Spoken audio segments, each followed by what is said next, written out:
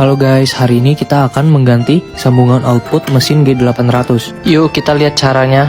Pertama, kalian bisa membuka sambungan dengan kunci Inggris. Dan ini untuk ukuran dratnya ya guys. Setelah itu, kalian bisa masukkan spring ini ke dalam dratnya ya guys, lalu disambungkan.